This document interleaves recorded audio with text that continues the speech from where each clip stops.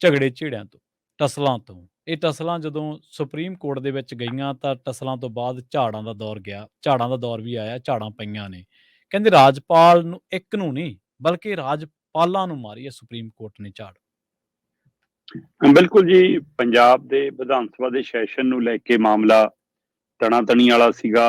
ਪੰਜਾਬ ਦੇ ਮੁੱਖ ਮੰਤਰੀ ਔਰ ਪੰਜਾਬ ਦੇ ਰਾਜਪਾਲ ਦੋਵਾਂ ਵਿਚਾਲੇ ਲਗਾਤਾਰ ਖਿੱਚੋਤਾਣ ਰਹੀ ਆ, ਲਗਾਤਾਰ ਵਿਵਾਦ ਰਿਹਾ, ਚਿੱਠੀ ਪੱਤਰ ਰਿਹਾ, ਆਦਾਨ ਪ੍ਰਦਾਨ ਰਿਹਾ। ਉਹਨਾਂ ਸਾਰੇ ਪਹਿਲੂਆਂ ਦੇ ਦਰਮਿਆਨ ਜਦੋਂ ਫਿਰ ਸਪੈਸ਼ਲ ਸੈਸ਼ਨ ਸੱਦਿਆ ਗਿਆ, ਉਸ ਤੇ ਫਿਰ ਜਦੋਂ ਉਹੀ ਰੇੜਕਾ ਪੰਜਾਬ ਦੇ ਰਾਜਪਾਲ ਨੇ ਖੜਾ ਕੀਤਾ ਕਿ ਇਹ ਸੰਵਿਧਾਨਕ ਨਹੀਂ ਹੈ ਜੀ, ਇਹ ਗੈਰ ਕਾਨੂੰਨੀ ਹੈ ਜੀ, ਮੈਂ ਇਹਨੂੰ ਮਨਜ਼ੂਰੀ ਨਹੀਂ ਦਿੰਦਾ ਜੀ, ਮੇਰੇ ਤੋਂ ਮਨਜ਼ੂਰੀ ਲੈਂਦੇ ਨਹੀਂ ਜੀ। ਬਿੱਲ ਰੋਕਣੇ ਸ਼ੁਰੂ ਕਰ ਦਿੱਤੇ। ਪਿਛਲੇ 7 ਬਿੱਲ ਪੈਂਡਿੰਗ ਪਏ ਸੀ। ਸੋ ਪੰਜਾਬ ਸਰਕਾਰ ਨੇ ਇੱਕ ਵਾਰ ਫਿਰ ਸੁਪਰੀਮ ਕੋਰਟ ਦਾ ਰੁਖ ਕੀਤਾ, ਤੇ ਜਦੋਂ ਸੁਪਰੀਮ ਕੋਰਟ ਦਾ ਰੁਖ ਕੀਤਾ ਤਾਂ ਉੱਥੇ ਜਦੋਂ ਸੁਣਵਾਈ ਦੇ ਵਿੱਚ ਹਵਾਲਾ ਆਇਆ ਤਾਂ ਮਾਣਯੋਗ ਸੁਪਰੀਮ ਕੋਰਟ ਦੇ ਚੀਫ ਜਸਟਿਸ ਚੰਦਰਚੂੜ ਹੋਰਾਂ ਨੇ ਸਪਸ਼ਟ ਸ਼ਬਦਾਂ 'ਚ ਗੱਲ ਕਹੀ ਕਿ ਗਵਰਨਰ ਵਿਧਾਨ ਸਭਾ 'ਚ ਪਾਸ ਹੋਏ ਬਿੱਲਾਂ ਨੂੰ ਕਿਉਂ ਰੋਕਦੇ ਨੇ, ਮੈਂ ਜਾਣਨਾ ਚਾਹੁੰਦਾ। ਉਹਨਾਂ ਨੇ ਕਿਹਾ ਕਿ ਗਵਰਨਰ ਕਿਉਂ ਰੋਕਦੇ ਨੇ, ਗਵਰਨਰ ਕਿਉਂ ਰੋਕਦਾ ਨਹੀਂ ਕਿਹਾ ਉਹਨਾਂ ਨੇ, ਜੀ ਕਿਉਂ ਰੋਕਦੇ ਨੇ, ਮਤਲਬ ਸਮੁੱਚੇ ਗਵਰਨਰਾਂ ਦਾ ਵਾਲਾ। ਫਿਰ ਉਹਨਾਂ ਨੇ ਇੱਕ ਗੱਲ ਹੋਰ ਕਹੀ, ਕਹਿੰਦੇ ਗਵਰਨਰਾਂ ਨੂੰ ਕੈਬਨਿਟ ਦੀ ਸਲਾਹ ਉੱਤੇ ਕੰਮ ਕਰਨ ਲਈ ਰੱਖਿਆ ਜਾਂਦਾ ਹੈ।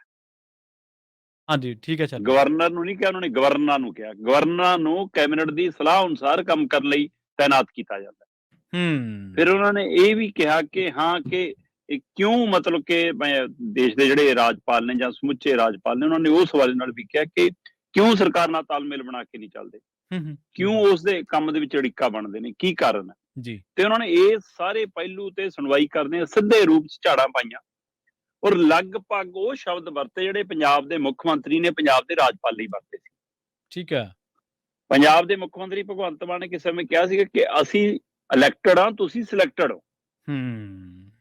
ਤੇ ਇਹੀ ਗੱਲ ਮਾਣਯੋਗ ਸੁਪਰੀਮ ਕੋਰਟ ਨੇ ਵੀ ਆਖੀ ਆ ਕਿ ਤੁਸੀਂ ਇਲੈਕਟਡ ਨਹੀਂ ਹੋ, ਸਰਕਾਰ ਇਲੈਕਟਡ ਹੈ, ਚੁਣ ਕੇ ਆਈ ਹੋਈ ਹੈ, ਤੁਸੀਂ ਚੁਣੇ ਹੋਏ ਨੁਮਾਇੰਦੇ ਨਹੀਂ ਹੋ।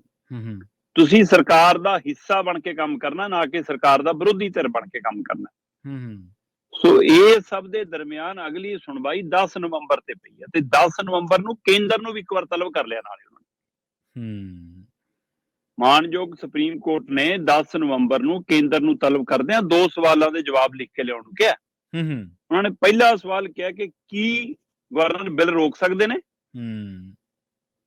ਦੂਸਰਾ ਉਹਨਾਂ ਨੇ ਪੁੱਛਿਆ ਕਿ ਕੀ ਮਨੀ ਬਿੱਲ ਰੋਕ ਸਕਦੇ ਗਵਰਨਰ। ਠੀਕ ਹੈ। ਦੋਵਾਂ ਸਵਾਲਾਂ ਦੇ ਜਵਾਬ ਲੈ ਕੇ ਆਇਓ।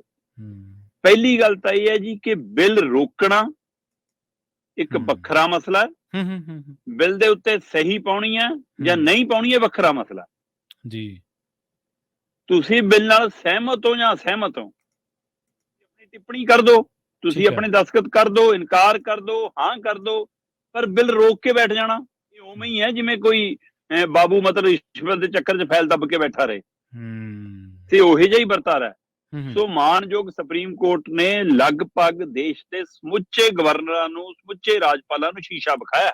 ਜੀ ਪ੍ਰਵੀਨ ਜੀ, ਪਹਿਲਾਂ ਵੀ ਦੇਸ਼ ਦੇ ਰਾਜਪਾਲ ਕੇਂਦਰ ਦੇ ਹੱਥ ਚੋਕੇ ਬਣ ਕੇ ਕੰਮ ਕਰਦੇ ਰਹੇ ਜੀ, ਪਰ ਹੁਣ ਤਾਂ ਜਮਾ ਹੀ ਸ਼ਰਮ ਚੱਕਤੀ। ਪਹਿਲਾਂ ਮਾੜਾ ਮੋਟਾ ਓਲਾ ਪੜਦਾ ਹੁੰਦਾ ਸੀ ਕੋਈ, ਹੁਣ ਤਾਂ ਸ਼ਰਮੇ ਚੱਕਤੀ।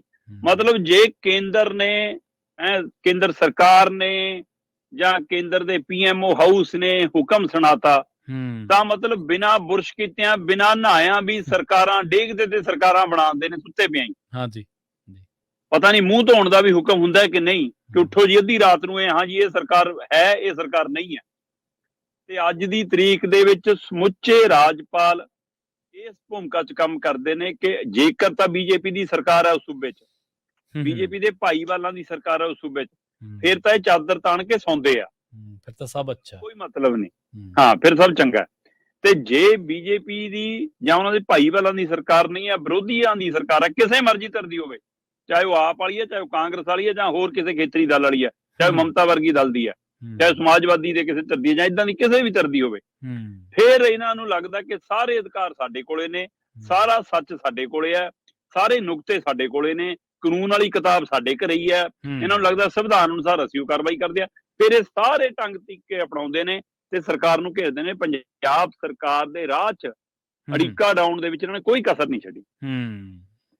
ਇਹ ਵੱਖਰੀ ਗੱਲ ਹੈ ਕਿ ਸਰਕਾਰ ਵੀ ਪੁੱਠੇ ਸਿੱਧੇ ਕੰਮ ਕਰੀ ਜਾਂਦੀ ਹੈ ਨਾਲ ਦੀ ਨਾਲ, ਪਰ ਫਿਰ ਵੀ ਸਰਕਾਰ ਦੇ ਕੋਲ ਬਤੌਰ ਮੁੱਖ ਮੰਤਰੀ ਅਜਿਹਾ ਲੀਡਰ ਜਾਂ ਅਜਿਹਾ ਕਲਾਕਾਰ ਹੈ ਜਿਹੜਾ ਤੰਜ ਦੇ ਵਿੱਚ ਤਾਂ ਗੇੜਾ ਨਹੀਂ ਪੈਣ ਦਿੰਦਾ। ਬਿਲਕੁਲ। ਤੇ ਉਹ ਫਿਰ ਰਾਜਪਾਲ ਦੀਆਂ ਚਿੱਠੀਆਂ ਨੂੰ ਲਵ ਲੈਟਰ ਦੱਸਦਾ ਜਦੋਂ, ਫਿਰ ਇਹਨਾਂ ਨੂੰ ਸੱਤੀ ਕੱਪੜੀ ਅੱਗ ਵੀ ਲੱਗਦੀ ਆ। ਸੋ ਇਸ ਲਈ ਪੰਜਾਬ ਦੇ ਰਾਜਪਾਲ ਦੇ ਹਵਾਲੇ ਨਾਲ ਚੱਲੀ ਇਸ ਬਹਿਸ ਦੇ ਉੱਤੇ ਮਾਣਯੋਗ ਅਦਾਲਤ ਨੇ ਵਕੀਲਾਂ ਨੂੰ ਵੀ ਕਟਹਿਰੇ 'ਚ ਖੜਾ ਕੀਤਾ, ਜੀ, ਕੇਂਦਰ ਨੂੰ ਵੀ ਕਟਹਿਰੇ 'ਚ ਖੜਾ ਕੀਤਾ, ਜੀ। ਤੇ ਜਦੋਂ ਪੰਜਾਬ ਸਰਕਾਰ ਫੁੱਲਣ ਲੱਗੀ ਕਿ ਲੈ ਵੀ ਸਾਡੀ ਤਾਂ ਮਤਲਬ ਕਿ ਬਣ ਗਈ ਗੱਲ, ਤਾਂ ਉਸ ਸਮੇਂ ਥੋੜੀ ਜਿਹੀ ਹਵਾਈ ਨਾਦ ਵੀ ਕੱਢਤੀ। ਕਹਿੰਦੇ ਲੋਕਤੰਤਰਕ ਤੌਰ ਤੇ ਅਸੀਂ ਸਭ ਤੋਂ ਪੁਰਾਣੇ ਆ, ਠੀਕ ਹੈ ਜੀ, ਤੇ ਸਰਕਾਰਾਂ ਨੂੰ ਤੇ ਰਾਜਪਾਲਾਂ ਨੂੰ ਸਮਝ ਨਹੀਂ ਆਉਂਦੀ। ਇਹੋ ਜਿਹਾ ਮਸਲਾ ਕਹਿੰਦੇ ਪੰਜਾਬ 30 ਦਿਨ ਆ ਜਾਂਦਾ ਸਾਡੇ ਕੋਲ, ਇਹਨਾਂ ਨੂੰ ਪੁੱਛੋ ਕਿ ਤੁਹਾਨੂੰ ਰਾਜਪਾਲ ਨਾਲ ਬੈਠ ਕੇ ਮਸਲਾ ਨਿਬੇੜਨਾ ਵੀ ਨਹੀਂ ਆਉਂਦਾ। ਸੋ ਇਸ ਤਰ੍ਹਾਂ ਉਹਨਾਂ ਨੇ ਪੰਜਾਬ ਸਰਕਾਰ ਨੂੰ ਵੀ ਇੱਕ ਤਰ੍ਹਾਂ ਨਾਲ ਥੋੜੀ ਜੀ ਪੁਣਛਣ ਜੀ ਕੀਤੀ ਆ ਉਹਨਾਂ ਦੀ। ਅੱਛਾ। ਤੇ ਇੱਥੇ ਵਕੀਲ ਸਫਾਈ ਦੇਈ ਗਏ, ਸਰਕਾਰ ਵੱਲੋਂ ਵਕੀਲ ਪੇਸ਼ ਸੀਗੇ ਮਨੂ ਸਿੰਘ ਵੀ, ਹੈ ਨਾ, ਉਧਰੋਂ ਤੁਸ਼ਾਰ ਮਹਿਤਾ ਸੀ ਗਵਰਨਰ ਵੱਲੋਂ, ਰਾਜਪਾਲ ਵੱਲੋਂ। ਸੋ ਉਹਨਾਂ ਦੀ ਵੀ ਚੰਗੀ ਇੱਕ ਤਰ੍ਹਾਂ ਨਾਲ ਪੁਣਛਣ ਹੋਈ ਆ। ਸੋ ਪਰ ਨਾਲ ਵਿਧਾਨ ਸਭਾ ਦੇ ਸਪੀਕਰ ਕੁਲਤਾਰ ਸੰਧਵਾ ਤੇ ਵੀ ਸਵਾਲੀਆ ਚਿੰਨ੍ਹ ਲਾਇਆ। ਠੀਕ ਹੈ। ਮਾਣਯੋਗ ਸੁਪਰੀਮ ਕੋਰਟ ਨੇ ਪੁੱਛਿਆ ਕਿ ਤੁਸੀਂ ਜੀ ਬਜਟ ਸੈਸ਼ਨ ਬੁਲਾਇਆ, ਤੁਹਾਡਾ ਪੰਗਾ ਪਿਆ, ਤੁਸੀਂ ਕੋਰਟ ਆ ਗਏ, ਕੋਰਟ ਤੋਂ ਤੁਹਾਨੂੰ ਮਨਜ਼ੂਰੀ ਮਿਲ ਗਈ, ਉਸ ਤੋਂ ਬਾਅਦ ਤੁਸੀਂ ਅਣਮਿੱਥੇ ਸਮੇਂ ਲਈ ਚੱਕਤਾ, ਤੇ ਫਿਰ ਆ ਬਜਟ ਸੈਸ਼ਨ ਜੂਨ 'ਚ ਕਿੱਥੋਂ ਆ ਗਿਆ ਦੁਬਾਰਾ? ਬਜਟ ਸੈਸ਼ਨ ਕਿਵੇਂ ਆ ਗਿਆ? ਜਿਹੜੀ ਗੱਲ ਆਪਾਂ ਪਰਵੀਨ ਜੀ ਲਗਾਤਾਰ ਕਰਦੇ ਸੀ ਜੀ, ਚੇਚਾ ਹਵਾਲਾ ਦਿੱਤਾ ਮਾਣਯੋਗ ਅਦਾਲਤ ਨੇ। ਉਹ ਕਹਿੰਦੇ ਜੀ ਤੁਸੀਂ ਮੈਨੂੰ ਇਹ ਦੱਸ ਦਿਓ ਕਿ ਵੀ ਤੁਹਾਡਾ ਮਾਨਸੂਨ ਸੈਸ਼ਨ ਸੀ ਜਾਂ ਨਹੀਂ ਸੀ, ਉਹ ਜਿਹੜਾ ਜੂਨ 'ਚ ਬੁਲਾਇਆ ਜੀ, ਤੁਸੀਂ ਵਿੱਚੇ ਰੋਲਤਾ। ਇਸ ਲਈ ਸਪੀਕਰ ਸਾਹਿਬ ਨੂੰ ਵੀ ਪੁੱਛਿਆ ਕਿ ਭਾਈ ਘੱਟੋ ਘੱਟ ਤੁਹਾਨੂੰ ਤਾਂ ਪਤਾ ਹੋਣਾ ਚਾਹੀਦਾ, ਤੁਸੀਂ ਤਾਂ ਸਹੀ ਤਰੀਕੇ ਨਾਲ ਚੱਲੋ। ਉਹਨਾਂ ਦੇ ਉੱਤੇ ਵੀ ਸਵਾਲ ਆਇਆ। ਸੋ ਇਸ ਲਈ ਇਹ ਸਾਰੇ ਪਹਿਲੂਆਂ ਦੇ ਉੱਤੇ ਬੇਸ਼ੱਕ ਹੁਣ ਉਹਨਾਂ ਨੇ ਸਮਾਂ ਮੰਗਿਆ, ਇਹਨਾਂ ਦੇ ਤੁਸ਼ਾਰ ਮਹਿਤਾ ਨੇ, ਕਿ ਜੀ ਅਸੀਂ ਅਗਲੀ ਵਾਰ ਲੈ ਕੇ ਆਵਾਂਗੇ ਜੀ ਜਾਣਕਾਰੀ, ਸਾਡੇ ਕੋਲ ਜਿਹੜੇ ਬਿੱਲ ਪਏ ਨੇ ਗਵਰਨਰ ਸਾਹਿਬ ਦਾ, ਕਿਉਂਕਿ ਜਿੱਦਾਂ ਹੀ ਮਾਮਲਾ ਸੁਪਰੀਮ ਕੋਰਟ ਪਹੁੰਚਿਆ ਸੀਗਾ ਤਦੇ ਗਵਰਨਰ ਸਾਹਿਬ ਨੇ 4 ਬਿੱਲਾਂ ਤੇ ਤਾਂ ਲਾਉਣੀ ਸ਼ੁਰੂ ਕਰਤੀ ਸੀ ਮੋਹਰ ਜੀ। ਸੋ ਇਸ ਲਈ ਬਾਕੀਆਂ ਤੇ ਵੀ ਹੁਣ ਕੋਈ ਨਾ ਕੋਈ ਕਾਰਵਾਈ, ਹਾਂ ਨਾ ਸਵਾਲ ਜੋ ਪਾਉਣਾ ਪਾ ਦੇਣਗੇ।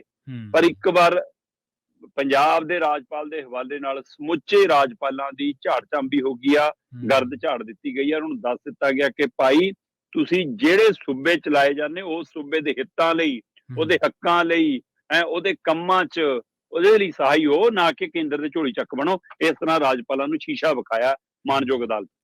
ਸ਼ਰਮਾ ਜੀ, ਜੇ ਤੁਹਾਡੀ ਇਜਾਜ਼ਤ ਹੋਵੇ ਤਾਂ ਮੈਂ 2 ਚੀਜ਼ਾਂ ਇਹਦੇ 'ਚ ਹੋਰ ਐਡ ਆਨ ਕਰ ਦਿੰਦਾ। ਇੱਕ ਤਾਂ 1952 ਦੇ ਵਿੱਚ ਹੀ ਇਹ ਸਿਲਸਿਲਾ ਸ਼ੁਰੂ ਹੋ ਗਿਆ ਸੀਗਾ, ਜਦੋਂ ਆਪਾਂ ਜਾਣਦੇ ਹਾਂ ਸਰਕਾਰਾਂ ਡਿੱਗਣ ਦਾ, ਸਰਕਾਰਾਂ ਦੇ ਉੱਤੇ ਆਪ ਹੁਦਰੀਆਂ ਕਰਨ ਦੇ ਮਾਮਲੇ ਦੇ ਵਿੱਚ। ਇੱਕ ਵਾਰੀ ਤਾਂ ਜੇ ਇੱਥੇ ਰਾਜਪਾਲ ਇਹੋ ਜਿਹੇ ਵੀ ਦੇਖੇ ਨੇ ਕਿ ਮੁੱਖ ਮੰਤਰੀ ਹਾਰਟ ਸਰਜਰੀ ਕਰਵਾਉਣ ਜਾ ਰਿਹਾ ਤੇ ਪਿੱਛੋਂ ਸਰਕਾਰ ਹੀ ਬਦਲਤੀ। ਆਂਧਰਾ ਪ੍ਰਦੇਸ਼ ਦੀ ਘਟਨਾ, ਚੌਧਰੀ ਦੇਵੀ ਲਾਲ ਦੇ ਨਾਲ ਕੀ ਕੁਛ ਹੋਇਆ ਸੀ ਤੁਹਾਨੂੰ ਯਾਦ ਹੀ ਹੋਣਾ, 80-90 ਦੇ ਦਹਾਕੇ ਦੀਆਂ ਗੱਲਾਂ।